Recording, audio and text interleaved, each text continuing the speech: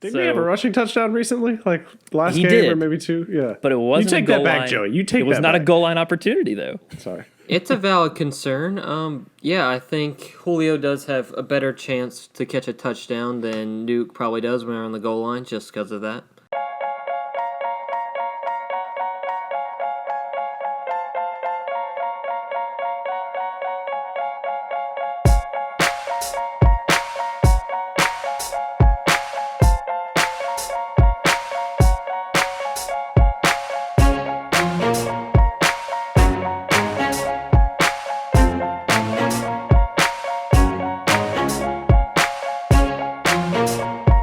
What's up, Guff?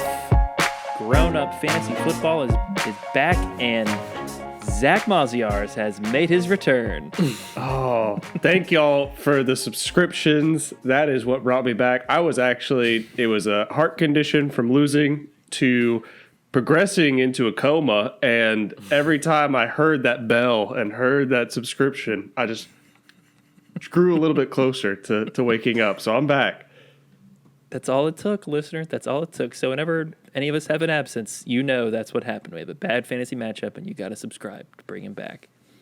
But today, due to popular demand, we are once again entering the arena. And we're doing a fantasy showdown between two stud wide receivers, one being a Mr. Julio Jones and one being a Mr. Deandre Hopkins. Two of the best in their primes. Studs. And we're going to debate them. But before we get into that, be sure to like and subscribe to keep Zach hanging on. Be sure to comment down below who you think is going to win this fantasy showdown or who you'd rather have rest of season. We've done a couple of these. Go ahead and watch a couple of them before we get started here. But, boys, are we ready to get started? Give us the facts. What I are we think looking we at? are. Here?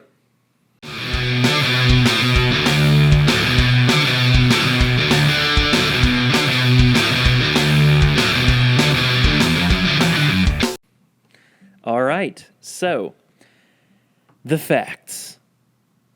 Starting with Julio. Julio Jones is the wide receiver 22 on the season.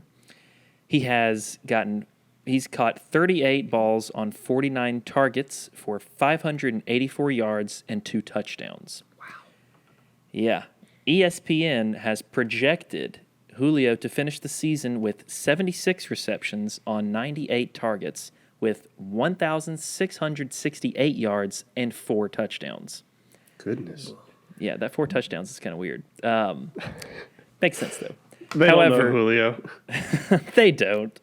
But Player Profiler has projected Julio to amass 2.21 fantasy points per target on the season. Nice. So that's Julio Jones for you. Now let's tell you about little Mr. Deandre Hopkins. DeAndre Hopkins is the wide receiver 4 on the season. Total boss. He has caught 57 balls on 73 targets. He's caught his own hands. Somehow he did it. But he has also racked up 704 yards, which is, I think, first in the NFL. And he's caught 3 touchdowns. However, ESPN has projected him to catch 130 balls and on 167 targets for 1,609 yards and catching 7 touchdowns. Player Profiler also has DeAndre Hopkins scoring 1.96 fantasy points per target. There's the lay of the land of both these stud wide receivers. What are we thinking? Zach, give me your thoughts. Wait, so how many yards does Julio have currently? Julio currently has 584 yards. So you're telling me DeAndre Hopkins has like 200 yards more than him on the season, and Julio is still projected to basically finish with the same amount of receiving yards? And Julio has missed 2 games? Yep. Mm-hmm. Goodness. Okay. Yeah. Well. So like you said, Joey, Julio's missed 2 games, so the numbers are a little skewed here. Coming back from the injury, though, these last, I think, 3 games, he's averaging about 122 receiving yards. That's absurd. That's just crazy. One of the things you did mention, Joey, and it does weigh heavily into my argument, is the lack of touchdowns. As big of a body as he is, and I feel like he does get the end zone looks, he does get the red zone looks, he doesn't ever really come away with that many touchdowns.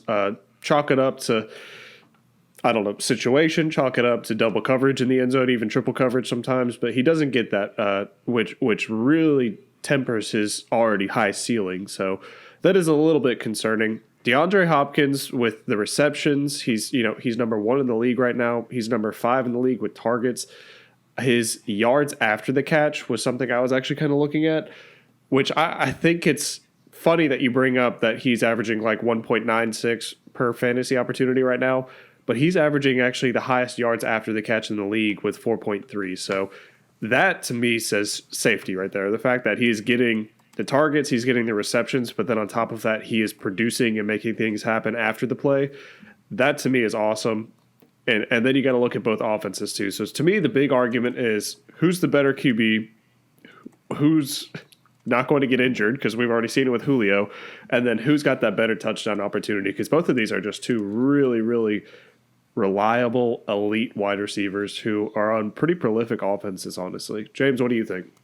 They're both established guys, like you said. They're both very good. I think everyone would have these guys in their top 5 if you were to list the best wide receivers out in the NFL, just from a talent perspective. Opportunity-wise, Ridley's hurt. He might be out a game or two. That might help Julio get some more looks, get some more targets. It might not, because Ridley did draw some coverage away, and I think that did give Julio some more opportunity. And then Nuke, he's really the main receiving target for Kyler Murray there. His floor is his ceiling's kind of capped sometimes, because sometimes it's just the Kyler Murray show, rushing touchdowns, whatever. That's kind of what their offense goes through. Fantasy production-wise, Julio's been on fire, like you said. It's hard to discount, but Nuke's been the model of consistency. I mean, if you go back and just look at his fantasy logs, there's 2 games where he might have maybe disappointed you. So, I mean, they both seem steady. Both of these QBs, too, look like all they want to do is hyper-target this wide receiver. Like, it's not like, one just super elite, but they don't get maybe as many opportunities. It seems like both are just hyper-targeted by their QB, and their QB knows they're elite. Kyler knows D-Hop is just, like, insane, and Matt Ryan, same thing with Julio. So it's just like no matter what, they're turning and looking towards them. Like, they're the first read, second read, and third read on every single play almost. Yeah, it's the hyper-targeting, you bring that up. Both DeAndre Hopkins and Julio Jones have seen double-digit targets 3 times this season. And that's with Julio playing with Calvin Ridley. One of those games did come, Carolina, this last game, where Calvin Ridley went out. But, one thing to bring up that I think kind of hurts DeAndre Hopkins a little bit is Kyler Murray's rushing ability. Because we've seen him run the ball, like against Dallas. I think he had like 9 completions. And granted, one of them was a huge bomb touchdown to DeAndre Hopkins, so obviously DeAndre Hopkins' day was not bad. But Kyler Murray can run, and we've seen him vulture goal line work from Kenyon Drake and somewhat Chase Edmonds.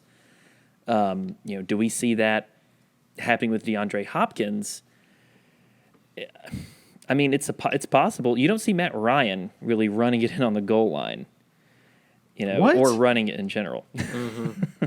Didn't he have a rushing touchdown recently? Like last game did, or maybe 2? Yeah. But it wasn't You take a goal that back, line. Joey. You take that back. It was not a goal line opportunity, though. Sorry. It's a valid concern. I think Julio does have a better chance to catch a touchdown than Nuke probably does when they're on the goal line, just because of that.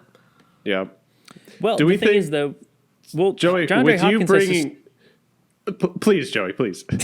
Do you think with what you're talking about with the rushing, I understand on the goal line, but basically between the 20s, do you think that rushing by Kyler Murray actually helps out DeAndre Hopkins? Because you have to keep the defense honest, so they're not able, we see time and time again teams able to double cover Julio because they know he's just a beast. We see Julio sometimes playing through, he is a beast and he's super tough. So he plays through nagging injuries a good bit too. So that could slow him down some. So if you throw double coverage in there, you might not be able to get it to him. With DeAndre Hopkins, teams would love to double cover him, but you have somebody like Kyler Murray being able to run the ball. That should be able to keep defenses a little bit more honest to where they're not able to do that as often. So do you think that actually, between the 20s, helps DeAndre Hopkins more? Yeah, I think between the 20s, it does keep the defense honest. But at the same time, he's still taking yards away from what could be, a 5-yard slant, a 15-yard, dig or something. But another thing I wanted to bring up was the quarterbacks competition. So both very good quarterbacks. Kyler Murray, I think, is like QB1 in fantasy. Terrific. However, a lot of that production is coming on the ground because he is 17th in passing yards. He is projected to throw 386 completions for 4,222 yards. A lot of opportunity there. DeAndre Hopkins is obviously going to feast in that. However, looking at the other side with Julio, Matt Ryan currently leads the NFL in passing yards. He's projected to throw 422 completions and 4,924 yards. A lot of opportunity there. And another thing is the Falcons are typically going to be playing from behind. They're not really going to be holding a lead. And if they hold the lead, they're probably going to lose it. I hate to say it, but it's true. So there's a lot of things to consider with both of these guys. But do you think we have enough information out there to possibly give a verdict? I want to bring up one more point before we do that. Yes, please now, do. Historically, Julio kind of gives you these boom or bust games where maybe he's held back by injury or anything. Is that a concern for you guys for the rest of the season? That he's going to give you these 3-point games, these 4-point games, and you might get one big 30-point game? Yeah, I think it was kind of what I was talking about earlier. I don't think that's because of him. I think it is, like you said, James, because of maybe a nagging injury, because teams game plan around him, double cover him, or just take him out. But yeah, that's always going to be a concern, unfortunately, with these top talented wide receivers.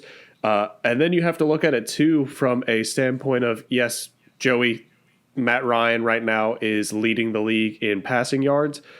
But they also, it seems like, have a lot more receiving weapons. They have Calvin Ridley. They have Russell Gage, who they've been getting the ball, or at least they did in the earlier parts of the season. They have Todd Gurley, who's a good pass-catching back.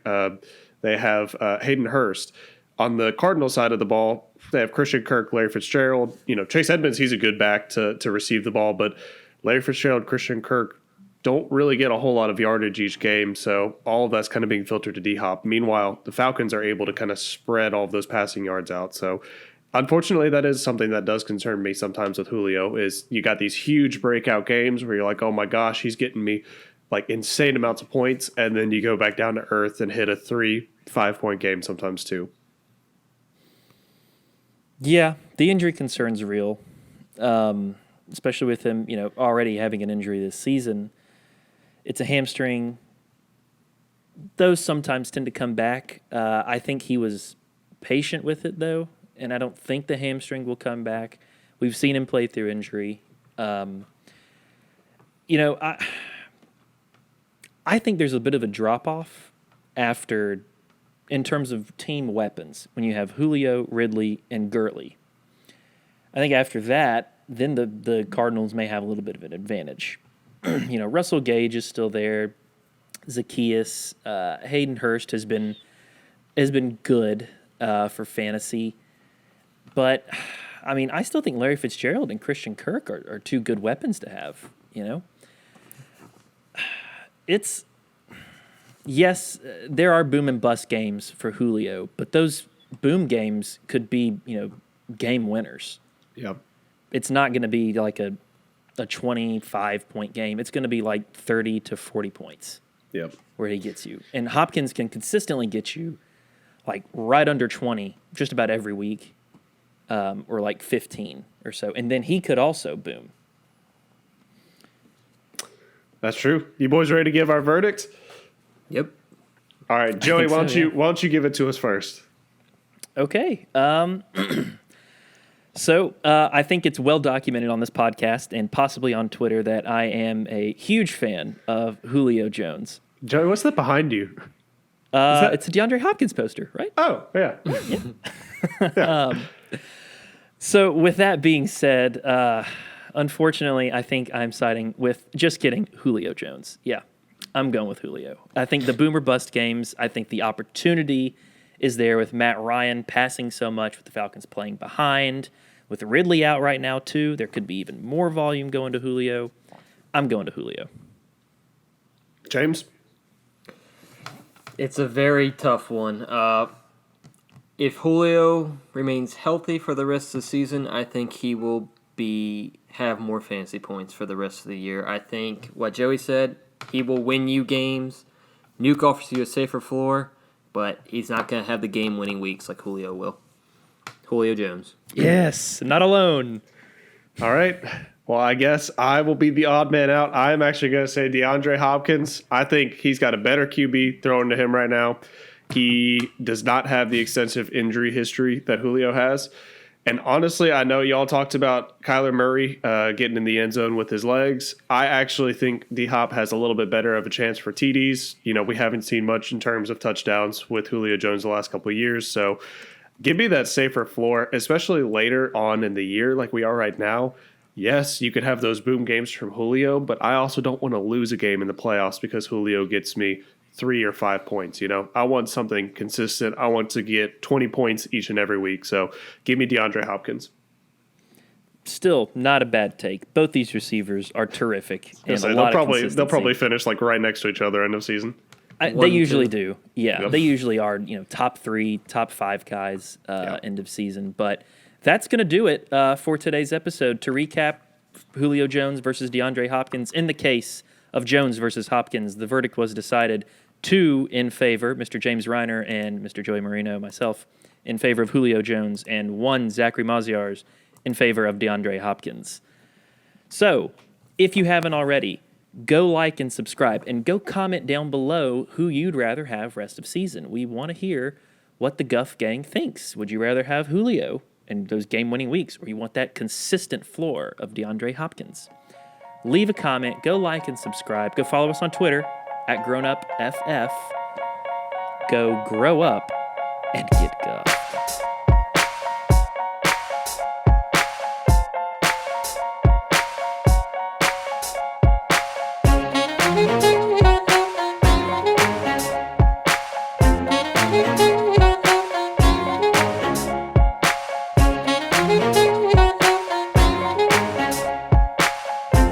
Thank you.